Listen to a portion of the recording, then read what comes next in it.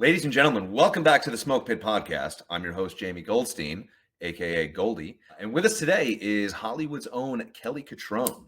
Kelly's been called the Witch of Hollywood. She's been called a number of things, but let's hear from her on that. Kelly Cutrone, thank you so much for joining us. Jamie, what's up? Good to see you today. Happy Halloween. Yeah. It's good. It's good. It's going well. Beautiful, cloudy, overcast day where I'm at. Where are you? I'm in Northern Virginia, just outside of DC. Right. Yeah. You still in New York? I'm in the Hudson Valley. I'm at my weekend house today. Yeah. Oh, amazing. Yes, There's few places on Earth more beautiful than the Hudson Valley. It's very beautiful. That's true. I'm very, very blessed to be here and very grateful. You're from New York originally too, right? No, I'm from Syracuse originally, and I was just up there this weekend. I'm like from Syracuse counts as New York State, right? Well, it does, but like New York to me is New York City. Yes, okay, I'm from New York State. New York State, yes. I'm from Long Island, but it's still it's a little different. I'm from New York light. I'm from a place where like cows get knocked down, when they sleep standing up. Yeah, fair enough. Very country. I'm from like the Wisconsin part of New York. Wisconsin part. Well, happy Halloween. Happy Halloween to you. Absolutely. We like to say that witch is a woman in total control of herself. So the whole concept of witch was something that was totally twisted and turned around by the Christians, to vilify these women who were pagans, who were delivering babies, making medicines, while people were trying to organize and brand God. And if that didn't fit into their concept of what God was and what God was about, meaning a male patriarchy, they were killed. So 6 million women died in the process of the forming of monotheism in Europe alone. I think it was King James or King Charles. I don't remember which one, but yes, very dangerous time to be a free-thinking, Mother Earth worshiping chick. I love that you use the term the branding of religion and the branding of God. People own God. They all have their concept of what God is, what God means, and what the Word of God is. And if you're in that brand, that's what's expected of you, and that's what they're selling. So Christianity, Judaism, Islam, monotheism was the most dangerous to the concept of the feminine because it vilified her. In Christianity, we get Eve. She's super weak. She succumbs to the serpent. She bites the apple. Then she gives it to her husband and infects him because she's such a weak bitch, basically. And then, she has 2 children who are murderers. As one gets murdered as the result of her karma in that story. And she's also created from Adam's rib. Let's not forget to be a companion, not a peer or a partner. And then, we get Lilith in Judaism, and she's a filthy whore, So, yeah, there's a lot of these things. And then, when you go around and you see witches now, do you really believe that like all of these women at the temple of, Gaia, which became the temple of Apollo after they were taken, do we really believe that they were all green and ugly? Like there wasn't one hot, pretty chick in any of it. Like, I've seen The Wizard of Oz, so I know that's not true. This concept of this, ugly, decrepit, horrifying, evil woman, is really, really similar to like what the Nazis did to the Indonesian version of the Hindu version of the swastika, which is good luck, right? They just took these concepts and they flipped them. Yeah. And with a pentacle, yeah. The pentacle, the pentacle was offering yourself to God, fire, air, water, earth, the elements, yeah.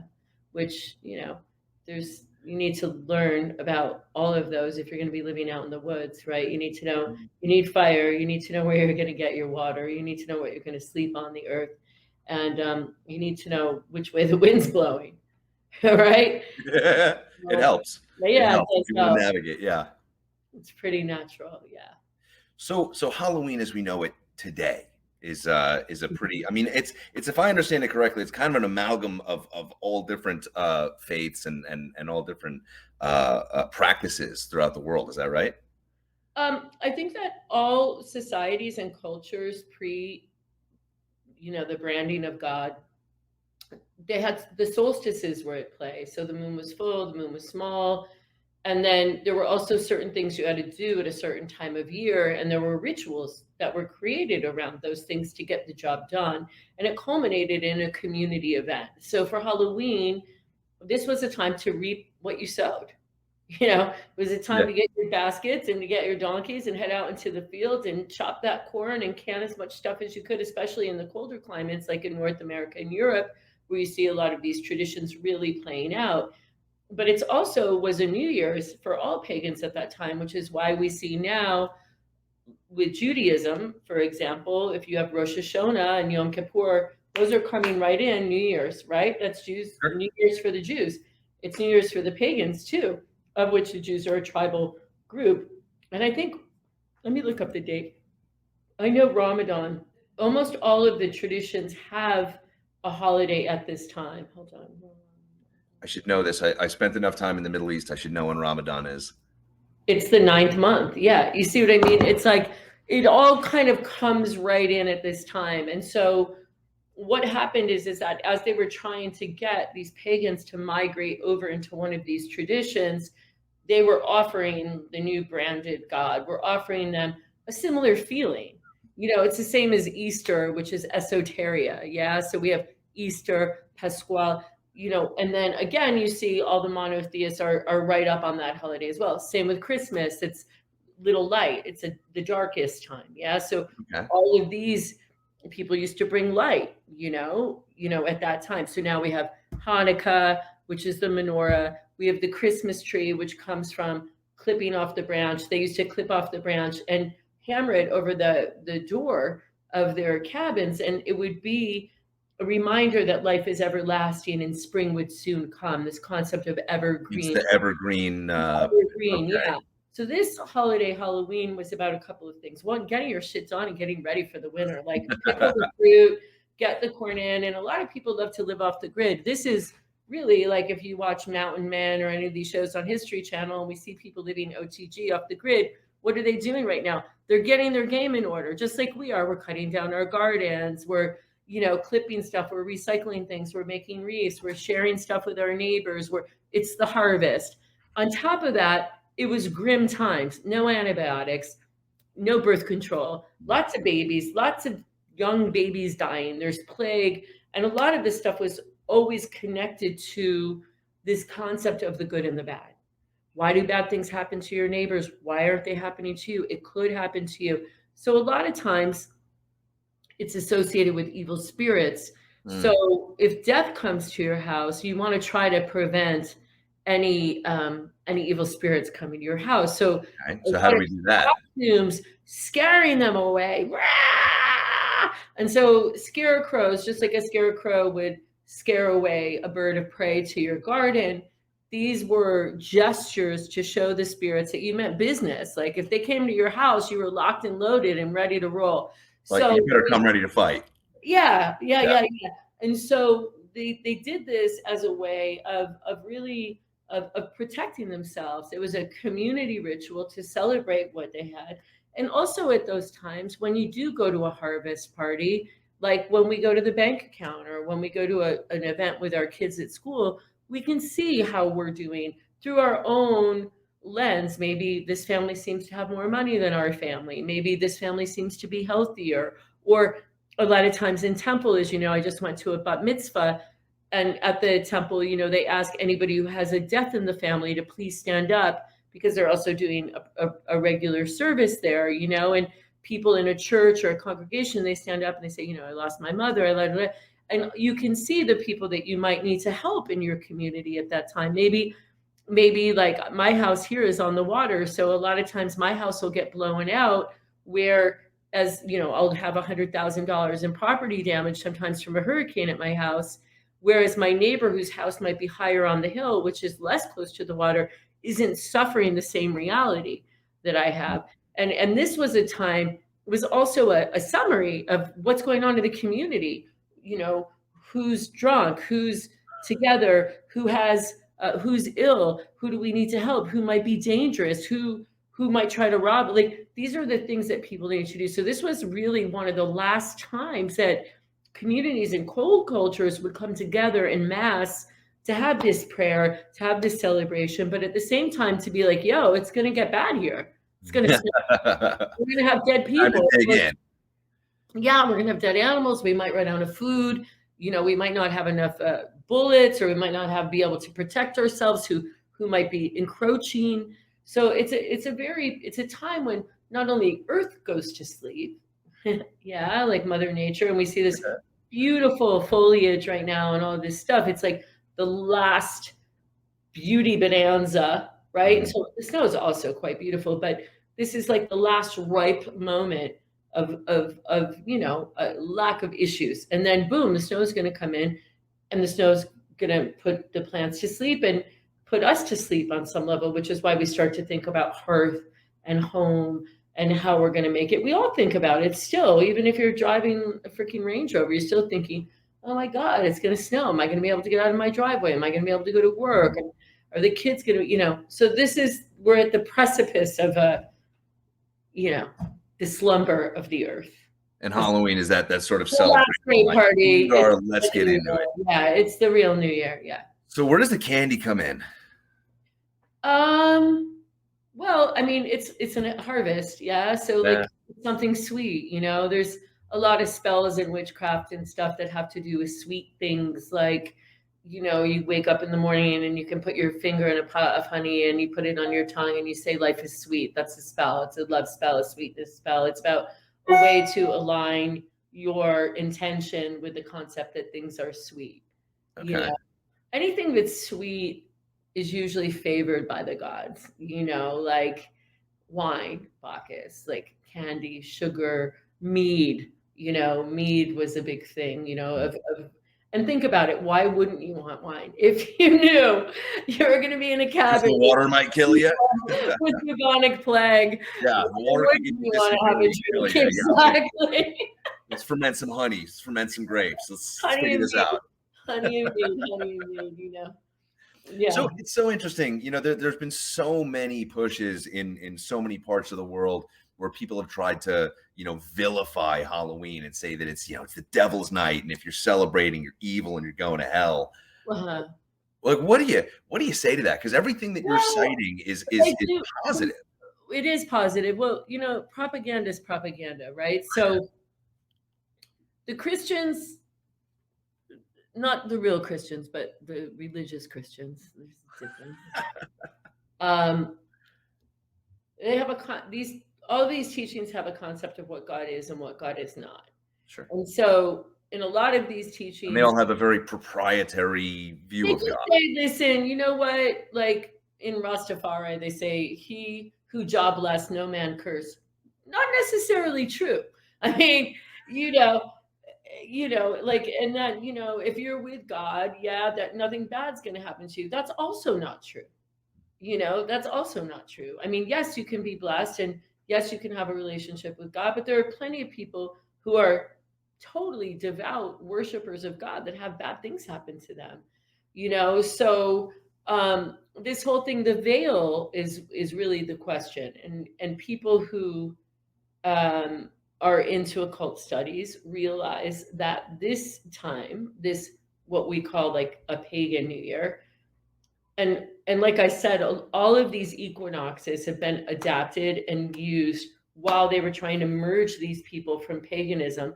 It's like a corporate takeover, right? They're trying to merge these beings, these employees, into this new concept. So the Christians, they had a great idea.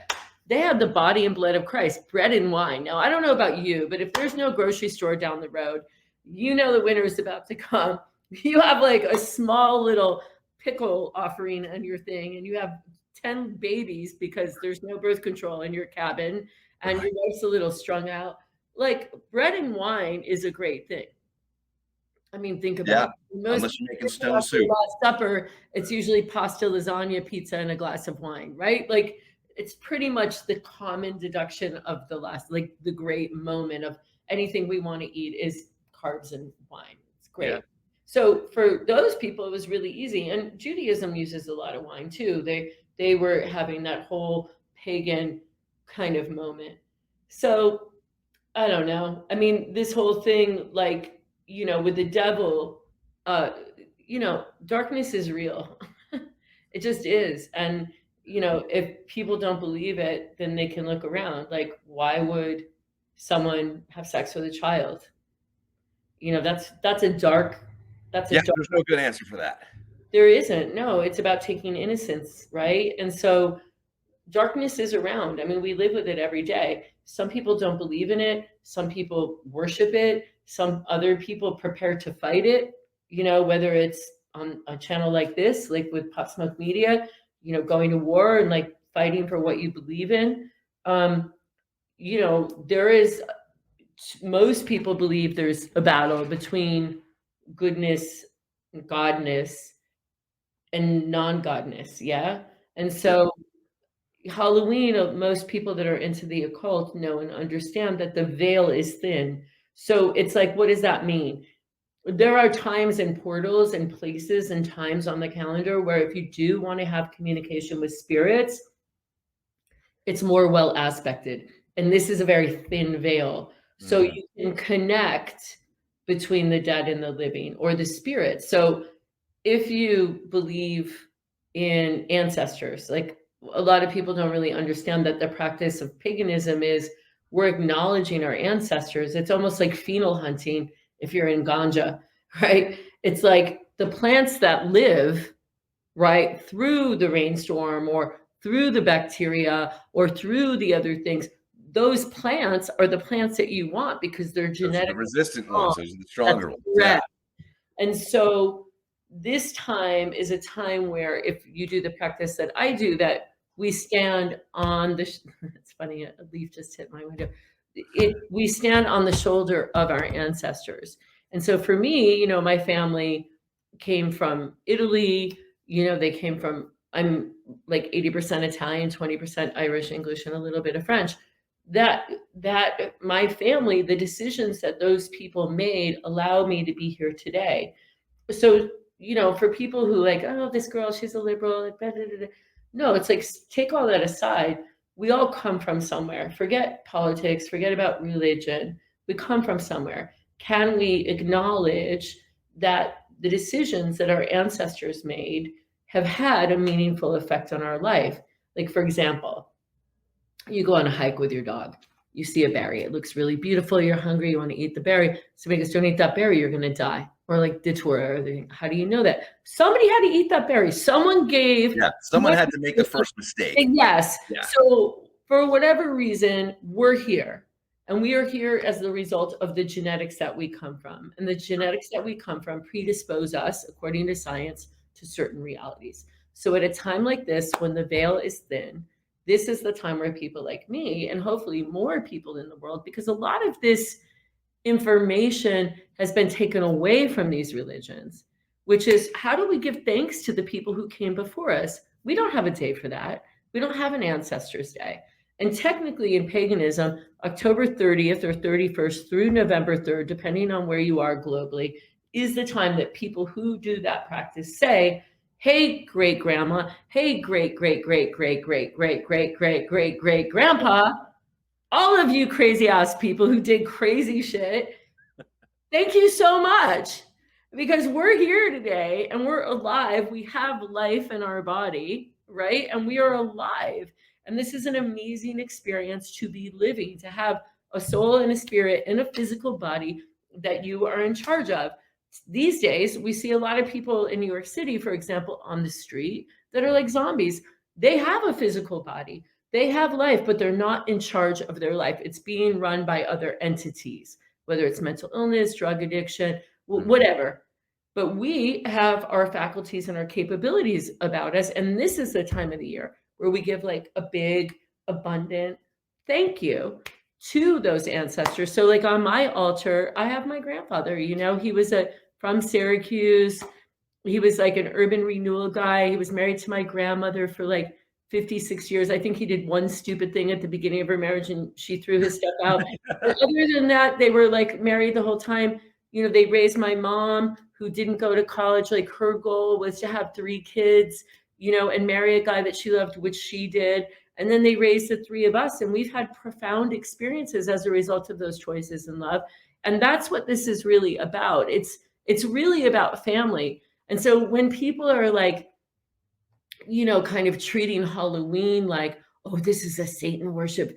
These are the same people that burned all of the women in Salem. These are the same people that if Jesus came back down and saw them, would be pretty upset, considering he only appeared to women. He didn't appear to any of the male disciples, if you know. When Jesus rose from the dead, which is also a magic, it's pretty occult. Made turn water into wine, and he rose from the dead. I mean, 3 days later, I'm back. But he was also initiated. The Essenes, St. John the Baptist was an Essene, and he initiated Jesus in Ascension. So who are the Essenes then? Like when you say that they initiated? Well, the Essenes were a group, a spiritual group of people in Israel who knew the magical teaching. I'm going to read, I think it's better for me to read,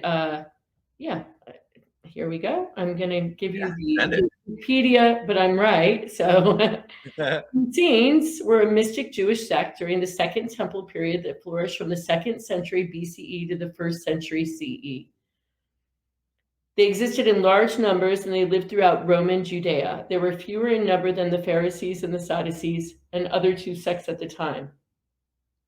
They lived in various cities, but congregated in communal life dedicated to voluntary poverty, daily immersion, and asceticism. Their priestly class was celibate. Most scholars claim they seceded from the Zadokite priests. I don't know them.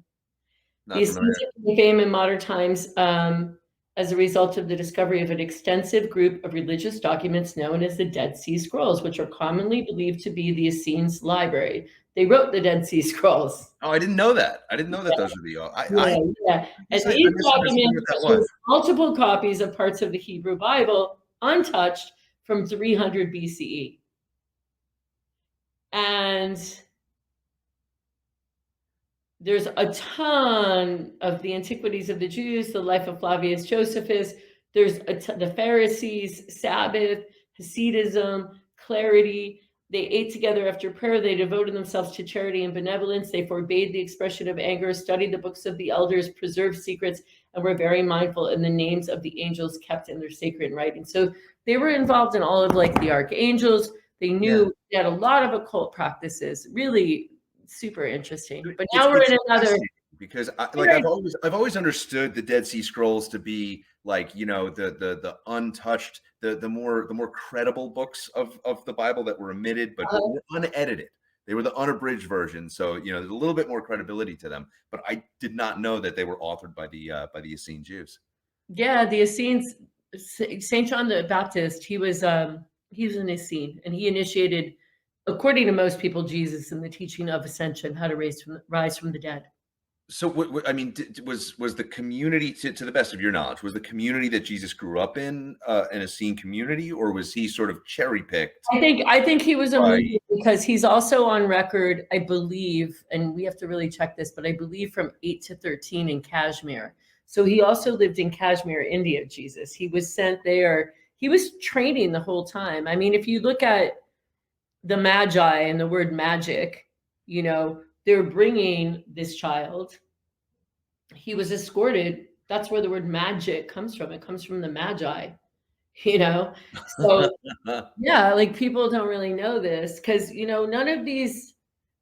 a lot of these teachings that are like these branded God monotheistic teachings are kind of like a wham, bam, thank you, ma'am. Like, okay, great. It's kind of like what people do about Thanksgiving. Like, I hate to be the bearer of bad news, but the Indians didn't really make friends with the Pilgrims. They took 100 years and, they had a nasty, nasty fight. And, they were stripped of all their culture and put on like shit land afterward.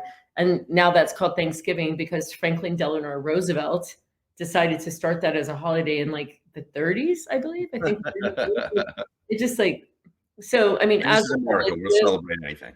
I mean, I am a publicist and I, have written 2 New York Times bestselling books, but people don't really like to hear this stuff because they want to believe that like, the Pilgrims and the Indians made friends. Well, guess what? They didn't. The Indians technically were pretty nice to everybody, and then they just got obliterated. Yeah. Same thing for the girls at Halloween time. 6 million. So what does Halloween look like for you? You've got your altar. You said you've got granddad up there. Well, I mean, every day is Halloween for me. Yeah. I mean, I really I don't really do that much on Halloween because my house looks like Halloween. I mean, I'm not going to show you around, but there's a million altars here. And, I thank my ancestors on a daily basis. I offer them rum or beer or candy or Tootsie Rolls or whatever, the ones that I knew liked. And then, I always make a little bit of rum. What I like to do for Halloween is I like to make these jars. I could go show you one. I'll be right back. Yeah, I'd love to see this. The good news is, paganism, there's always alcohol, which is great. But, a lot of these religions, as we said, so I like to make these. Oh, let me see. So Babancourt is a Haitian rum. Okay. It's pretty affordable, but you can see that in here, there is just dead babies. No, I'm joking. That's a Halloween joke. Not funny. The fetuses of your funny. enemies. Just want to be witchy. No, I'm only joking. All of Spiritus canine. Spirits. Let's be spiritual. So there's like rue in here. You can see on the bottom. Let's see. I don't know how to do this way. It's when it's backlit through the light. I can. Okay. Yeah, there we go. So there's like rue. Rue is like gets rid of evil spirits. Cinnamon, Scotch bonnet peppers, red peppers, cloves, lemon peel, which is also effervescent and gets rid of negativity. So I make these, and I make them to Hecate, who's in witchcraft, she's the mother of the sea, the earth, and the sky. But she commands the underworld. She's kind of like if Maleficent and Little Mermaid had a baby. But first one, Maleficent and if Little Mermaid had a baby. I know the Little Mermaid. I know Ariel, but Ariel. I guess that's her. I don't really watch Disney stuff because they just make women weak and pathetic. But anyway, so we make these. I'll be making these this week. Nice. And I give them to my neighbors, and they're really great because you can serve them to your ancestors as a shot. But trust me, if I opened this right now, I would start crying because it's so powerful. These are Scotch bonnet peppers. Yeah. And if you go to a voodoo ceremony or a pagan ceremony where people become possessed with the spirits, which happens in voodoo, and it's Maman Brigitte, who's the queen of the underworld in voodoo, and you open this and someone's possessed with her spirit, when you open this, if you're not possessed, your eyes will burn. Like if I open this right now, my eyes will burn and I'll start coughing because it's so strong. So the belief is that if you're possessed with the spirit, you'll open it up, and the spirit, Maman Brigitte, who's in that person's body at the time, will drink this whole fucking thing. And she'll drink it like it's a slushy from a Mr. Softy drop. She will. So she can put him back. Oh yeah, and then when the person regains consciousness after being possessed, they won't even remember drinking this. But if somebody normal that's not possessed drinks it, you'll die. Your spleen will split open. It's a death ticket. So look, I don't claim to be a religious scholar, but I did spend 7 years in the infantry, and I can cite a few times where I cracked open a bottle of something, drank the whole fucking thing, almost died, woke up and not remembered a damn thing. Yeah. Not sure if I was possessed. You probably were, because what happens when you black out is a couple of things. One, it's a sugar situation and a blood pressure situation. But then what happens is the word spirits are spirits for a reason. So if you're not in charge of your physical body, meaning your brain is shut off because of intoxication, right? How does a hummingbird find a hummingbird feeder, right? There's a signal. It's somehow a hummingbird. How does a hummingbird know to come to your backyard? Like, oh, I'm a hummingbird. Oh, I'm here for this hummingbird feeder. It's the same thing. Attracted, I'm guessing. It's the same thing as spirits. When you send out the call, like, yo, I'm fucked up. Oh, and the spirits are like, disembodied human being available right empty vessel. We got one. Goldstein is available. Let's get him. And your protective, look at the light over my head is genius. I love it. Protective aura gets tears in it because it affects the way your heart vibrates and the biorhythms. So it's like holy genes. And then zoop, zoop, zoop. And then that whole thing is you become infested, like they're not themselves anymore. Which is why somebody might say to you, do you remember what you did last night? And you'll be like, no. And they'll be like, yeah. Oh, God. I hate being asked that Played question. on the table and you sang Revelry. You'd be like, no way. You'd be like, yeah. I'd be more impressed if I sang a song in Celtic, which I didn't know. Wow. You're like, well, what about the Banshees? You know about the Banshees? That's The screaming ghost, is that well, they're female. They're female. They're kind of like a voodoo version of a Getty in voodoo. Like the Banshees are like usually female, kind of forest bound sirens that you would normally call like a mermaid, right? But they're usually smaller and they have like feet and they run through the forest and they're like the Cranberries, like Dolores Riordan or Sinead O'Connor. They're kind of banshee-ish. Okay. They're like banshee angels. Okay. Yeah. Dolores certainly was an angel. She probably is now, and that's a sad story. But It is. And we can talk to her on Halloween, her departed soul, you see, so we can give a shout out to the Cranberries today. Insert Cranberry song here, even though we can't afford to use it. I'll hop on the guitar and play Zombie later in her honor. Yeah, and they'll just send a cease and desist letter, so it's fine. We'll take it down. Yeah, not sure if our producers would appreciate that. I mean, I've been called a witch and I work in Hollywood, but do you know, I heard from some people that are spiritual about the word Hollywood, and that Hollywood actually has a meaning. I think we should look that up now. Well, wasn't the town originally called Hollywoodville, and the sign? There's a meaning because Hollywood. Hold on, definition. And then I think it was shortened to Hollywoo eventually when a celebrity stole the D as a romantic gesture for their girlfriend. Oh, that's sweet. Yeah. Anything that has Hal in the holy tree wood, part of the holy tree magician wands are made from. Look for a holly tree near Christmas time to get holly berries and leaves for a wreath and limbs to make a holly wood. It's a wand.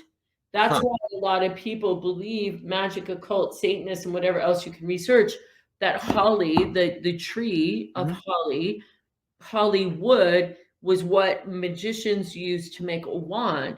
So a lot of people believe that Hollywood is the land of Satan because this is the name of the wood from which you would make a wand to cast a spell.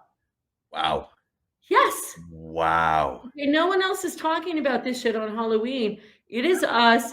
We're doing it right now. It's not on Entertainment Tonight. It's not on Extra. It's not on CNN. It's not on Fox. And it's definitely not on MTV. But this is really the truth of all these practices. So magic is alive. It is real. We are, cross your fingers. That's also a spell for protection. Is it? All day long, yes. Knock 3 times. 3 is the number for magic. See, I have it tattooed on my finger. Boom. Oh, look at that. Yeah.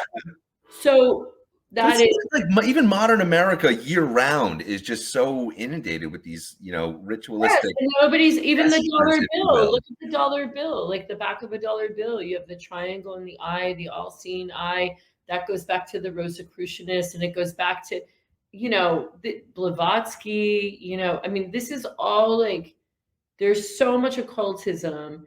I mean, even Delta Airlines, AOL, the triangle, with the eye, it's everywhere. You can Google occult symbolism in corporate America, like the Starbucks logo. She's a voodoo queen. She's the mermaid. She's really? Not named. Oh yeah. I gotta pull this up. They just changed her and tried to make her look more like the Empire State Building, but the original, look up original Starbucks logo. You can screen share if you want, so people. Original Starbucks logo. Or you can look up Google occultism in corporate America. Okay. Original Starbucks logo. So what about her is you called her a voodoo queen? No, she's not. She's a in voodoo or voodoo, however you want to call it. There's a godhead, which are the Loa, which are the higher level gods, and then the Getty, who are a little more accessible to humanity, who are there to help. Okay. So La Serene she's a Loa, she's a queen. And in India, she's called Lakshmi. She's the goddess of the water. In Central America, she's called Yamaja or Yamaya. In voodoo, she's called La Sirene, the siren. She's the one that's, in the water, but she also is in charge of the water. So it's abundance, wealth, abundance, food, survival. Also, she can kill you. She smash your head into the rocks, like in Homer in the Iliad. Yeah. Somebody who, Ulysses, he fucking drowns and crashes. He gets rescued by Calypso. Calypso's La Sirene. She rescues him, and he says, "Oh, thank you so much for saving me. I must go home to my wife." And she's like, "No, I don't think so, sweetie. You're gonna fuck me for 7 years. You're gonna be my stepsister." This is a true story. I'm not making this up. This is literature. I'm not. Yes, You didn't make it up. Homer did. Homer did. Yes, he's telling the story. Yes.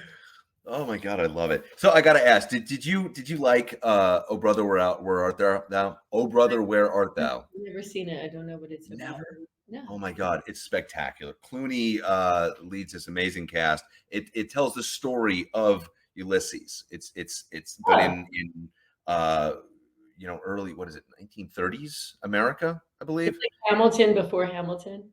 Oh my God, in an interesting way. Like it starts, they escape a chain gang and they get on the railroad, and there's a blind man running one of those crank carts, and he starts prophesying, and he represents, the blind prophet at the beginning of the story, and so on. And they meet all these Characters that represent characters from Homer's work.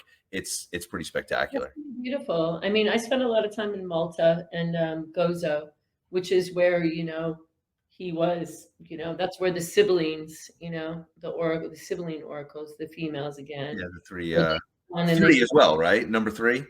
Correct. Yeah. And they also spun the words of the Old Testament. Wow. Yeah. Lots of magic in the world. So, so I think that people who don't want their kids to celebrate Halloween should maybe rethink the fact that it's really just about being in contact with and giving thanks to those who came before us, and also realizing that we are the living now, but we will be the dead. So by, showing the kids who are younger than us how we relate to family, and that we respect them and we give thanks and praise to them as we stand on their shoulders and the choices that they made, which allow us to be here today. That is the thing. It's a non-denominational thing. You don't have to be a witch. You don't have to. It's about gratitude, and it's about showing the blockchain of life. Yeah, it's like the blockchain of life. And by doing that together, then we also can show our own kids and the next generation of how we give thanks, to all of the people that came before us that allow us to be, regardless of politics and all of that stuff, like alive. Yeah. And that what is our birthright? We have people like Elon Musk who are like, "Oh, great, we're going to put a chip in your fucking head and you can go to Mars." You know what? Fuck that shit. I don't want to go to Mars. I don't want to go to Mars. I don't want my ancestors to have to go to Mars. I want to be here on this earth forever, right? So why can't we just make it nice, and give thanks to the people that were here, and also have an understanding or an overstanding, of what the real game is from a humanitarian perspective, and have a nice Halloween as we go into the new year. Nice. And in sort of a vain way, in doing that, we're paving the way for us to be honored by those who we precede. If you don't know where you're coming from, you don't know where you're going. There is no arrow without a trajectory. Yeah. And you can't, there's a whole practice of gratitude and reverence that a lot of religions ask you to only give to God. But what did Jesus say? I'm the Son of God, and so are you. The only way to the Father is through me. Well, if that were a multiple choice question and you were in 3rd grade, how many ways are there to God? I would say 2, through Jesus and yourself, because he said, I'm the Son of God, and so are you. Right? That was his teaching. Okay. Right? Fair. So you all even that can be interpreted multiple ways. You ask a Catholic, they might say, well, 3, Father, Son, Holy Ghost. Okay, again, fine. 3 again. It's like, fine, there's your 3 again. Exactly. Yeah.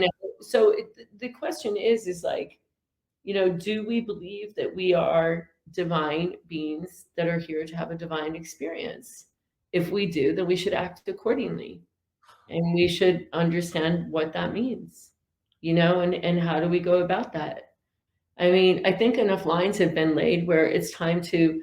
I mean, I'm all about keeping these traditions alive because I've been exposed to a lot of things in my career, a lot of traditions, a lot of cultures, but I've never been exposed to anything more beautiful than thanking the people whose shoulders we're standing on. Your uncle, your grandfather, your mom, your grandmom, your great aunt, the ones you've never met who just that day decided to like, you know, not not stay in the country that became invaded or split or did something crazy, which totally triggered a completely different reality and trajectory for your whole family. Mm. And all I'm saying is this is a great time to like pour him a drink, make some Rice Krispie treats, see some cute kids, and at the same time keep the evil spirits away because it's going to be a long year. Ah, well, we've got a whole new Hocus Pocus movie to get us through to the next one. I have never even watched one. I don't watch any of that stuff, You don't? Yeah. So you don't? Because that was going to be one of my questions. Is do you have a favorite Halloween movie? No, my life is a Halloween movie. Really? Nightmare Before Christmas? Like that's Never kind of a seen dual purpose. I've never seen it. I've never Oh seen my like Silence of the Lambs, Nightmare. I've never Beetlejuice is always great, but Okay. I mean, I think I like the last Halloween movie I probably saw was The Great Pumpkin with like the peanuts, like maybe like Okay. The 15 Peanuts classic. with my daughter. I don't really I mean, I live a spiritual life, so I'm in touch with spirits every day, in the good and the bad. Okay. And the ugly. They're Well, everywhere. if simply for the sake of entertainment, if you like Tim Burton, The Nightmare Before Christmas is spectacular. Danny Elfman did a tremendous score. He did an amazing job with all the musical numbers. It's He a did hell of a amazing. I used to be signed to Atlantic Records, and Danny and I had the same manager. He's a really amazing musician, and Tim is a great filmmaker. But I've never seen it. I don't Wow. celebrate Christmas either, so Really? So you don't like watch Die Hard or Lethal Weapon or any of the other classic Christmas movies? I've never seen those. No, Oh my God. no, Wow. nope. I Wow. also don't celebrate Thanksgiving either. Fair. I Fair. mean, it's kind of a shit fucking lie holiday. I mean, and then people go, "What do you have nothing to be grateful for?" Like, yeah, I do, but I just don't. I'm a vegetarian. I don't want to kill 7 million turkeys and like celebrate some big shit. Not Maybe to change the our mood next or anything, but our next Thanksgiving was interview kind of should be ruined. our next What's that? interview. Our next interview should be right before Thanksgiving. That's what we should do. Oh We my should. God. Yeah, I'm gonna need an outlet. I was gonna say that, like, not to tank the vibe. Thanksgiving was ruined for me. My first tour in Iraq when I found my buddy dead in a porta shitter with a self-inflicted gunshot wound into his mouth and carried him onto a plane that day. So Thanksgiving hasn't really been the same for me ever since. Why did he kill himself? Interestingly enough, we were building a door for a tent that we were living in, and he was holding a block of wood for another guy who was cutting it with a skill saw, and the saw bucked, cut his finger off. And they put some pins in it, stitch it back on, and he was good to go. But they told him, hey, this because of this injury, you can't be a grunt anymore. You can't be an infantryman anymore. You can't go out there and pull the trigger with your little nub. And this guy would rather die than live the rest of his life not as an infantryman. If he couldn't do his job on the battlefield with us, he'd rather start his M4. And that was the choice he made. That's freedom, that's freedom. That doesn't have to be a bad thing. Like, again, no, it doesn't. Because like in paganism, you can respect the right of the soul to make an exit, which is, that's a whole can of worms from a lot of people and a lot of traditions. But I don't really believe, we don't really know. We really don't know. My grandmother used to say, she was like a very simple Italian immigrant. And she used to be like, the day that you're born, that book is made out. Like she really was, like she really believed that. So like sometimes when people take their own life or they leave, we don't know, we don't know. We don't know that that wasn't the highest possible outcome. We don't Yeah. know. And I mean, I believe in right to life and I believe in right to death. I do. I believe that people should have that right. But I mean, it's so hard in some cases to accept someone else's, and it's their reasoning, not mine. But it's hard to accept some people's reasoning for wanting to self-terminate. You know? yeah, I mean, I personally am not into it. You know, I have a really non-celebratory approach to suicide, but I don't have a excommunication approach to it either. So when Okay.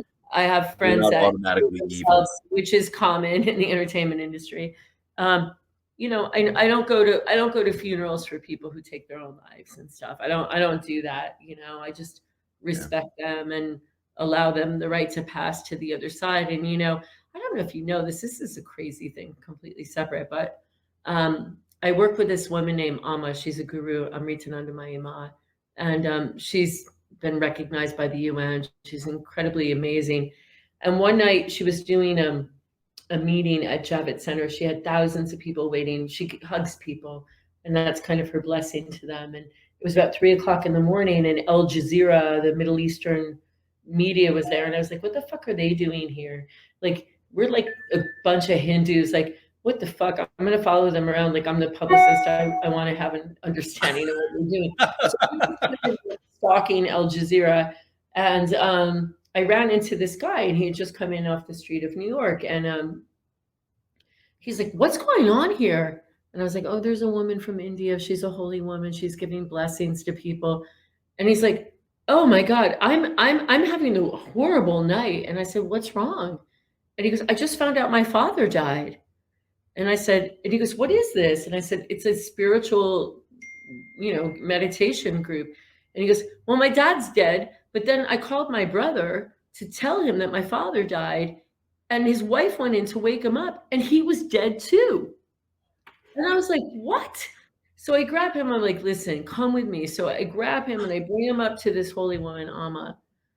And she hears the story and she's like, call the Swamis. So the Swamis come up, and there's something called the Death Star. I don't know if you know about this, but it's called the I Death mean, in Star. one context, I do. I don't know if it's what you're referring to. Probably not. I Probably not. don't have There's that. nothing in the Lucas universe, no. Like, Wasn't built by the Siths. no, I don't think the Essenes even had anything to do with it. I think it was way further back to the Gita, way before the Bible, thousands of years before. But they have songs that when you die, you have an astrology, like when you're born, according to this tradition. Right. So and it turns out that this son and his father left on the same Death Star.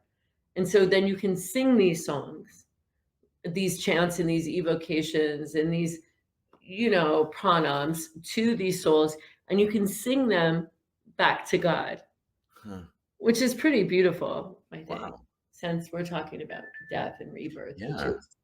Yeah. I mean, was she able to give this guy any kind of closure when she? Oh yeah, I mean, he got like super deluxe VIP treatment. Like, I mean, imagine finding out that your father and brother are dead. You go out on the street in New York City to shake it off, and you end up in the lab of what the United Nations, even the Pope had invited her as one of the only 12 what he recognized holy people.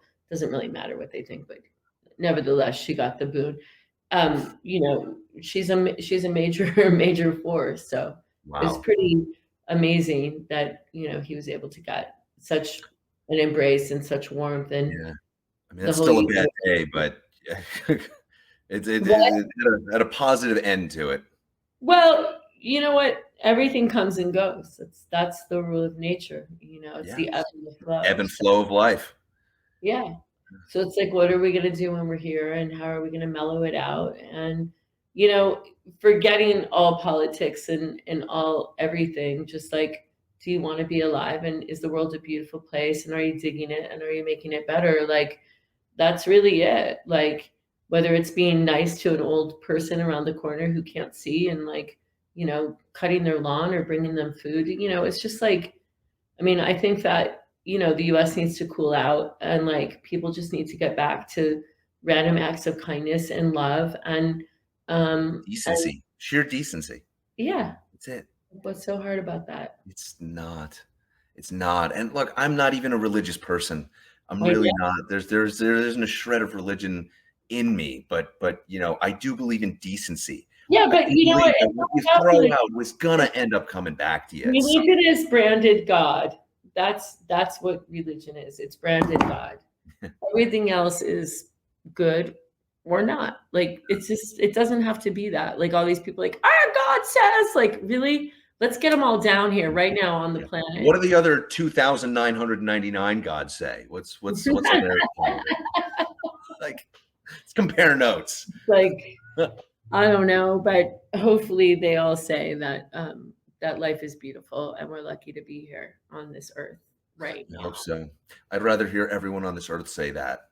Okay, well we can do that. Maybe that'll be our next moment. There you go. God. Happy Halloween. Happy Halloween. Thank you so much. I appreciate you coming out here. It was nice to meet you. It was really Yeah, fun. you too. This was a lot of fun. I liked meeting you a lot. And I'm sending you. Talk to you soon. Back at you. Hope to talk again. Be well. Bye.